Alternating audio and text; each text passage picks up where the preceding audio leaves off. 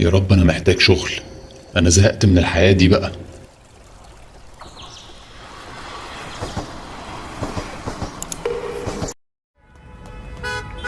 السلام عليكم. انا وجاك عبد السلام اللي قدمت على الشغل. اتفضل يا وجاك، اقعد. الشغل عبارة عن 8 ساعات واحيانا بتطول لو الشغل كتير، يعني قول 10 ساعات، والمرتب 500 جنيه في الاسبوع. لو تمام معاك من بكرة ابدأ. انا محتاج اي شغل وهو اعتبره بداية. تمام يا باشا، انا موافق، ومن بكرة هبدأ ان شاء الله. توكلنا على الله.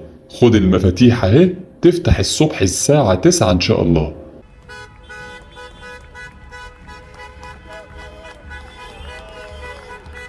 لو سمحت عايز اشحن 10 جنيه وجاكون. اتفضل، رقمك كام؟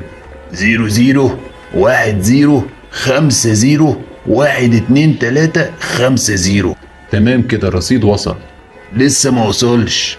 لا، الرسالة بتاعت التحويل اهي، ممكن بس تتأخر شوية عشان الشبكة. الرقم ده غلط. لا، انا كاتب الرقم زي ما قلت لي. انا ماليش فيه، انا قلت لك الرقم صح وانا هغلط في رقمي؟ صدقني انا بعت الرصيد للرقم اللي انت قلت لي عليه. انا ماليش فيه. سلام عليكم. خسرت 10 جنيه من اول يوم. لازم احط الفلوس من جيبي عشان صاحب المحل ما يقولش ان انا اللي غلطان ويمشيني.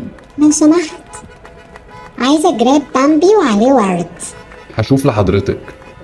اتفضلي نقي من دول. 1 hour later. هاخد ده بكام؟ ب25 جنيه. لا ده غالي قوي، هما 20 جنيه كفاية. والله هو عليا ب20 وانا بكسب فيه ال5 جنيه دي. مش لازم تكسب مني المرة دي، اعتبره هدية بتمنها. ما ينفعش والله. ما تخلينيش ازعل وامشي. تمام حضرتك. ايه الخرا ده؟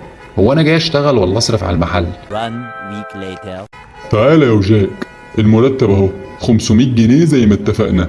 تمام شكرا.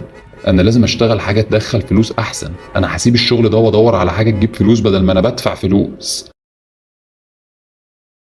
1 hour later. حبايبي مع بعض الجوله تكبيس 3 مرات على وش اسرع. حبايبي الجوله مع بعض قولوا يا رب فزعه. كل الناس تقول يا رب فزعه. اللايف بيقطع.